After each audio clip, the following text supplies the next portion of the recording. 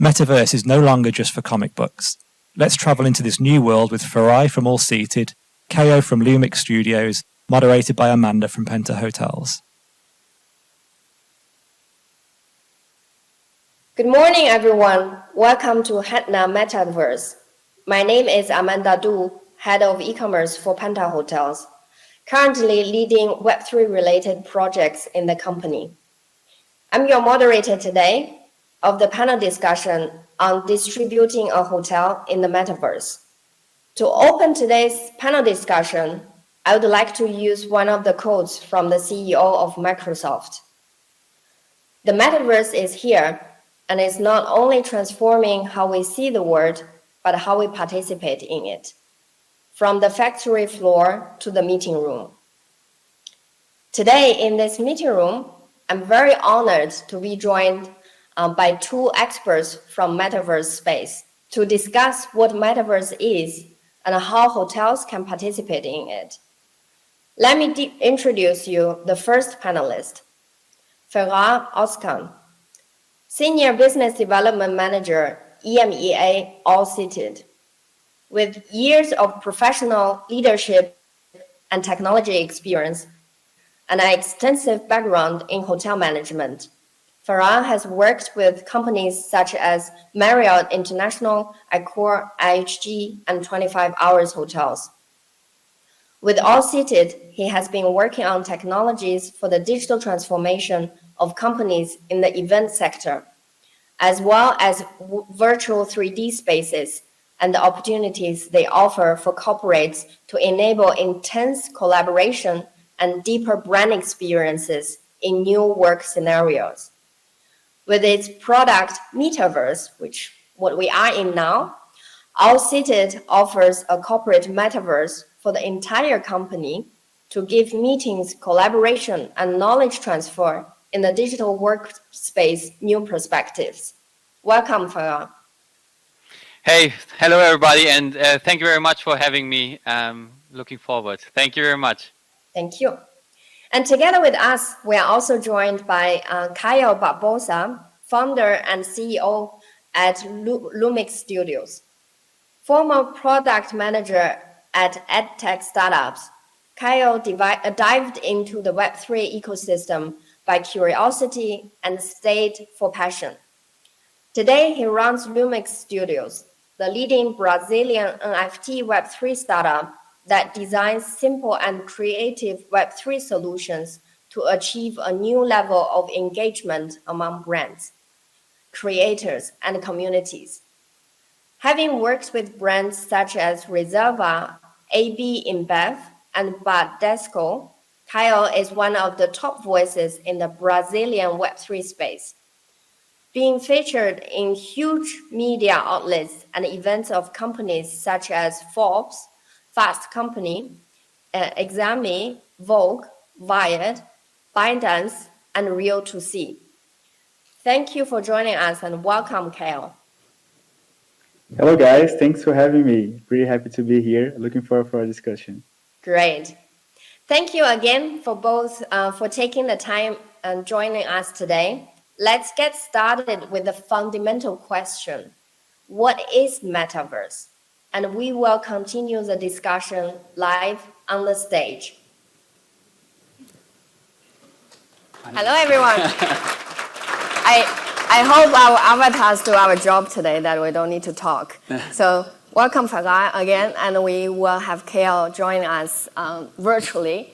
So since you are on the stage now with me, so could you please give us your view on what is Metaverse? For sure. So this whole topic, Metaverse, is so massive and on vogue since Mark Zuckerberg has changed the name of Facebook to Meta, that it's quite not that easy for people to directly understand what this whole topic is about. And I will try to make it as simple as possible. So the definition and the way I explain it to myself on a daily basis, because at the end of the day, it's in 3D environment where people have access to this 3D environment online and can actually do everything what they want to do. And they can be who they want to be. So it's not Feray, 33 years old, a father of 2 children and having a dog. I can be anyone actually in this space, and I can do anything I want. I can talk to other people.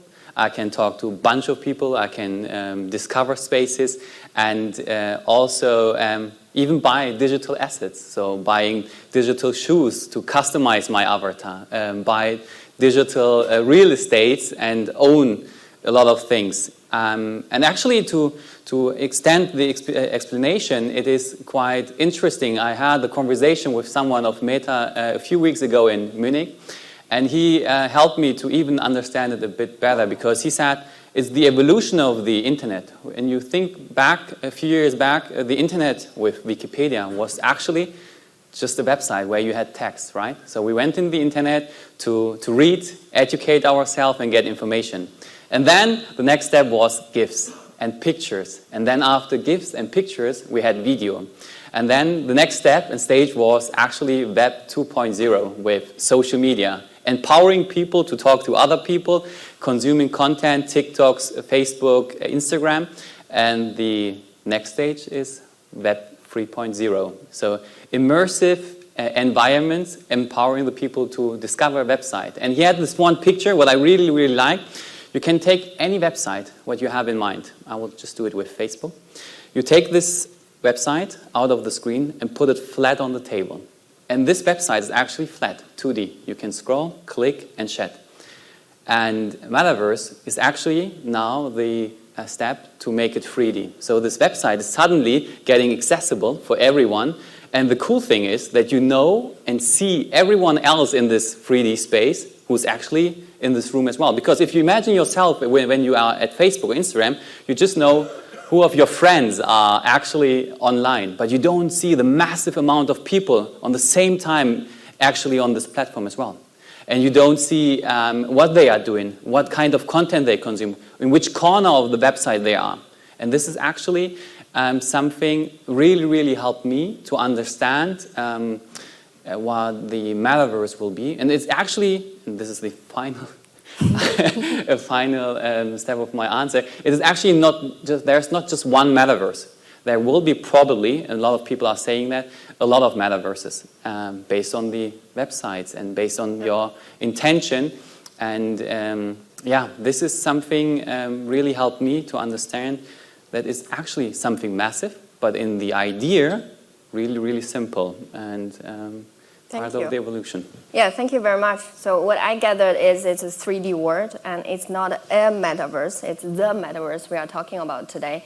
And Caio, how about you from your side? How do you define or describe metaverse? Yeah, hello, can you hear me?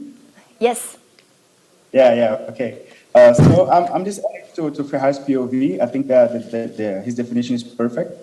Thinking about this 3D environment and other stuff. I think the metaverse unlocks a new set of possibilities when looking at business models and social interactions, because like using avatars, we can use like different types of clothes. We can create different types of spaces that we don't necessarily can do in the physical world.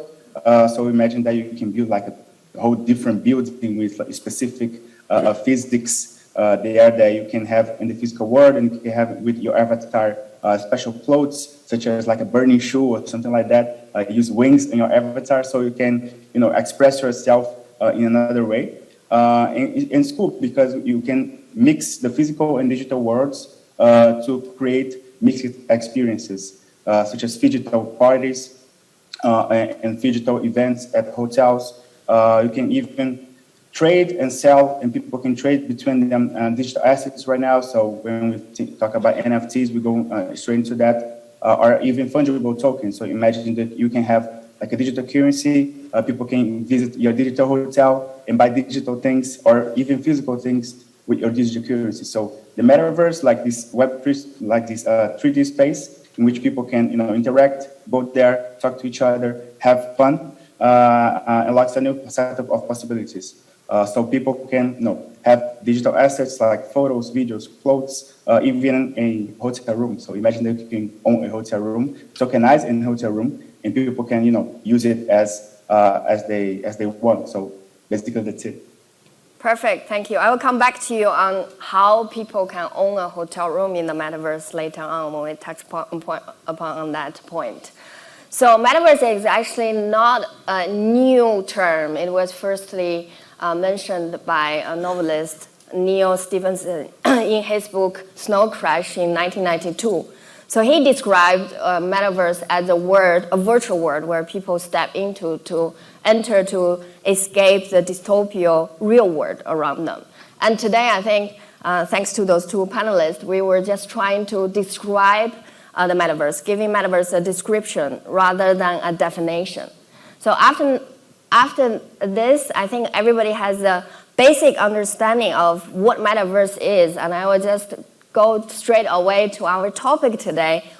Is it here? Instead of asking how far away from hotel perspective, how close are we? And Feray, I know you have been working with different hotel chains and clients. So what have you seen developed in hotel industry so far? And it would be great if you could give us some specific case studies. Sure. Cases. Actually, the answer was surprising to me 1.5 years ago when I started to work for Allseated, because actually I'm from the hospitality industry as well. So I used to be the deputy hotel manager of an Accor property just 1.5 years ago in Germany, and when I was invited in a Metaverse event of a Berlin hotel.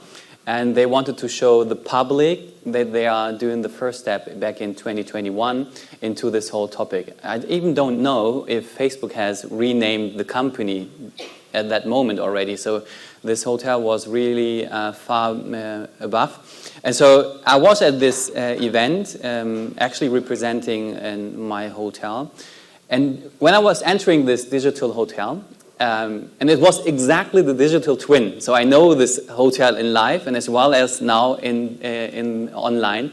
I was part of a group site inspection. We were approximately 8 people or something like that. And other people were running around this whole digital twin as well. I have seen a friend of mine. I used to work at Marriott. And I talked to him. He was sitting in his kitchen. I was sitting in my kitchen. And at that moment, I thought, okay, this is definitely something what can change my beloved industry. So not in his whole idea, in his whole DNA, but it definitely is something we have to look on. And we all know these. I mean, a lot of you maybe know this VR tours, so Matterport tours, Google Street View tours of hotels, where you jump from one point to the other. A metaverse of a hotel is something different. We talk about digital twins of the hotel. Because when you talk about Matterport tours or VR tours, the communication and interaction is always on one way. Someone is entering your website, is educating himself and seeing the hotel, right?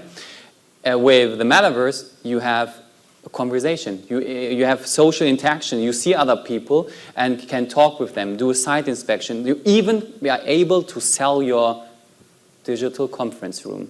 And we are doing it with Allseated quite often. So the first step is actually always to digitalize your assets. And by saying your assets as an hotel, I'm talking about your hotel. Creating the digital twin of your hotel and make it accessible for people. And we are not that far away. When it comes to B2B, sorry, just realizing, sorry. When it comes to B2B and focusing on MICE, we are really far already in the future. Marriott, I will have some examples. Marriott, Scandic Hotels, Kempinski are already trying to get a foot into this whole topic without forcing it too much. And if it comes to B2C, so leisure or F&B, this is still a bit in the future. We have some examples, but not that much as for MICE. And by saying MICE, I just want to make it really detailed. The JW Hotel in Bucharest, as an example, but as I said, Scandic Hotels in Germany, London Marriott Hotel, Kempinski in Tel Aviv. There are so many hotels already globally. But the JW Marriott Hotel in Bucharest has this digital twin, and they do a MICE marketplace within this hotel on a monthly basis. So inviting MICE customers to enter the space to engage. They can see and hear a speech, can interact with the other hotels who have a booth, for example. They do a normal setup as we guys here sitting as well. And the Scandic hotels, they started actually quite early to monetize even the digital twin when it comes to hybrid requests. So if a prospect has a request for hybrid, or if the request for a live event doesn't fit to your pattern, to your strategy. It's on a Wednesday and the whole room has been occupied and you don't want to sell it actually because you think there will come a better request. They always try to sell the digital twin. It doesn't work always, but the good thing is, when you have your digital twin, you can use it from different perspectives. Sales and marketing. Make it accessible on your website for lead gen, who's entering this room, to have some leads, and to also see in which information are they interested. You can use it on marketing perspective, on sales activities, like I said, marketplaces, etc.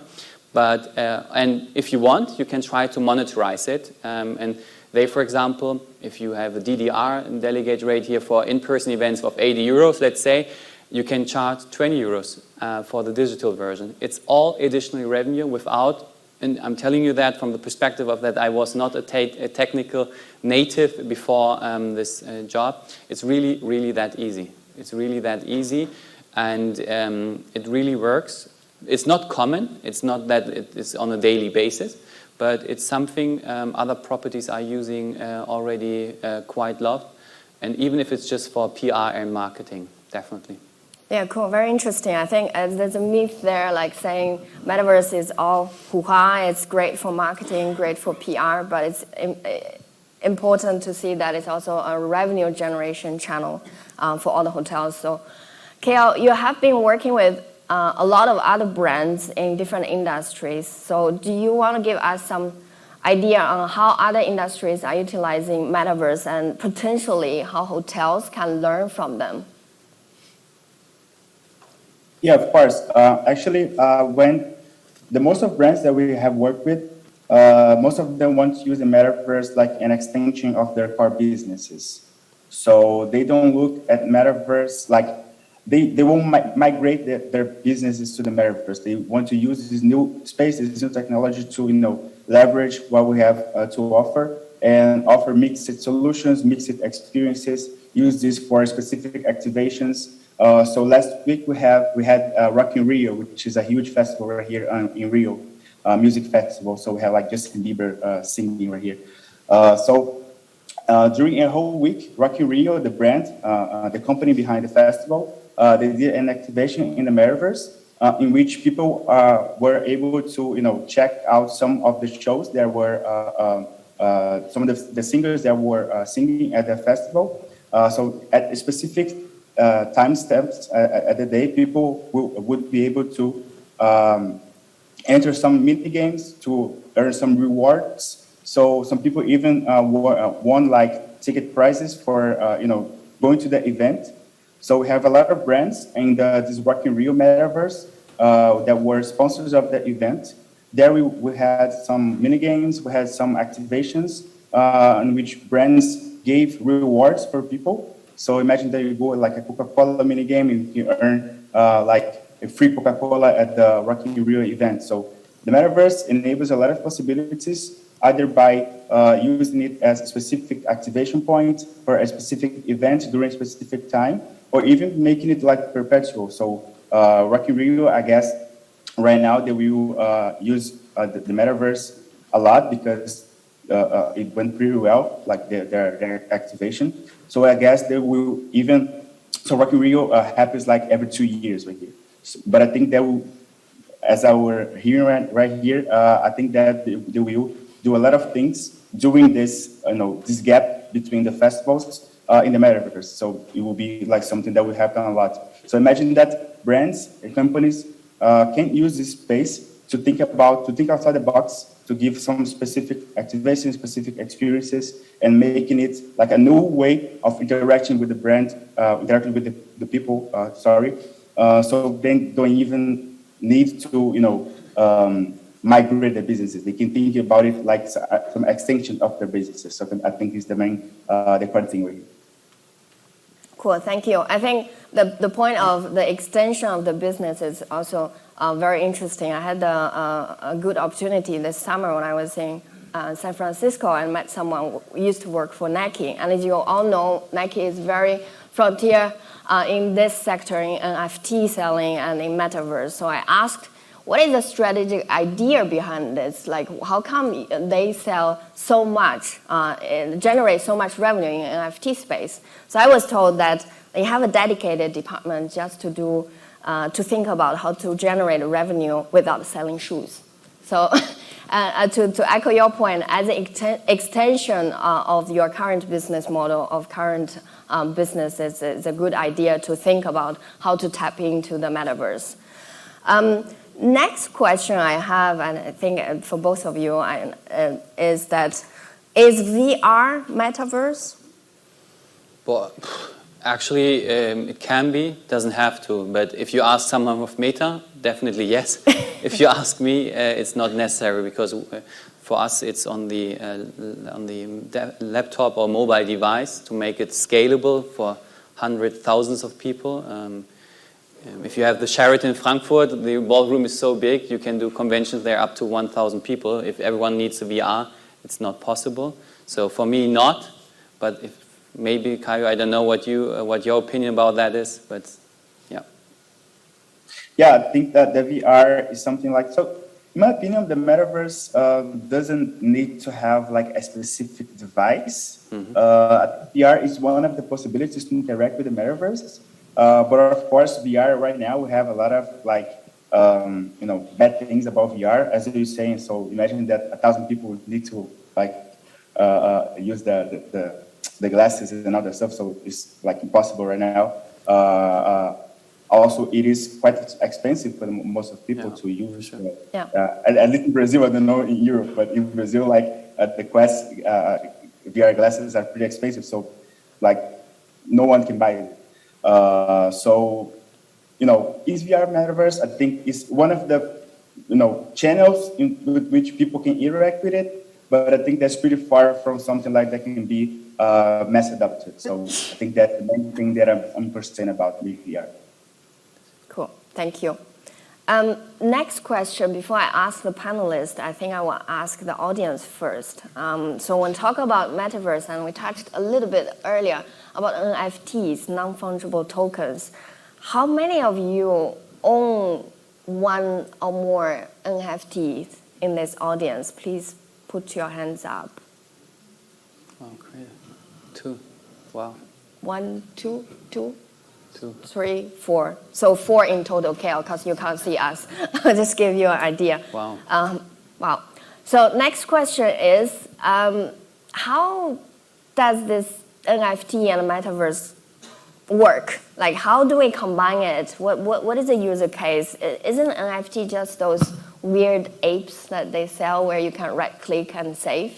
So how does it work? Caio, do you want to start? Yeah, so go first, Feray. So basically, when thinking about Metaverse and NFT, so Metaverse, looking at Metaverse as this 3D environment and other stuff, and NFTs as digital assets, such as the physical world. In the digital world, we have assets. So right now, I'm sitting in a chair, I'm using a computer. Both are assets with different utilities, right?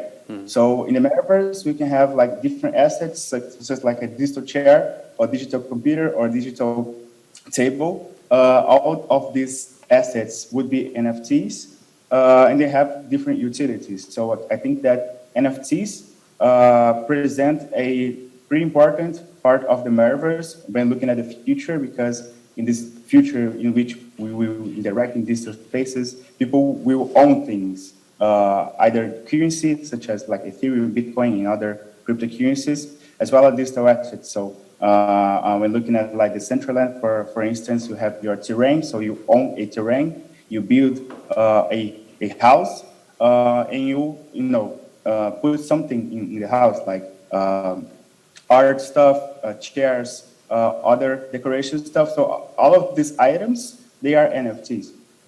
So I think the core thing here is to think about NFTs like another technology that can enable or optimize the current business model. So the first thing when thinking about using NFTs, defining the objectives of using it, but because not every time would be good to use NFTs. So you can use it for like new revenue streams, brand awareness, brand engagement, or even customer acquisition. And the second thing is to define the tokenization model, because we have a lot of use cases for NFTs. They can be photos, videos, or .war archives. They can be a lot of things. But we have like 4 core use cases for NFTs right now in the market. That is collectibles. So imagine the popes, art, trading cards, specific items earned by basically based on IPs. So one great example of it is NBA Top Shot, which is the NFT project from NBA, in which we can buy and own moments from the NBA. So we have communities. So we have some features using NFTs, such as voting and governance. So imagine that you like a brand wants to develop some experience, and you can ask people to vote on what they prefer. You can have NFTs as rewards, so like tickets and assets, discounts, perks, virtual and physical events. So one great example is VCon tickets, VCon, the conference by Gary Vee, right? I was there actually. So it was a reward from another NFT collection. So people that own a specific NFT also were granted with the VCon tickets. And finally, we have partnerships. So imagine that you can have brand token collaborations. So combining these four models, you can even create a loyalty program based on NFTs that combine on-chain and off-chain interactions. So the collectible would be the membership card, like imagine that. The second one, like the community, you can have community exclusive content and activations, like imagine that you have in your hotel an exclusive bar for people that have this NFT and are part of your loyalty program. You can distribute reward for them, such as event tickets, tours, restaurant vouchers, and discounts, and even physical items. And finally, you can do partnership with brand tokens. So imagine that you have a hotel, and you can give a special booking discount for people that own an Emirates NFT, for instance. And you can do it by using smart contracts without any bureaucracy, without even needing to contact the internal team, and without even needing to expose personal data. So NFTs also, in a business perspective, enables a exponential potential for growth hacking strategies. So NFTs, such as other technologies, enables a lot of types of strategies, either by using it as a business model or also marketing strategy. Thank you.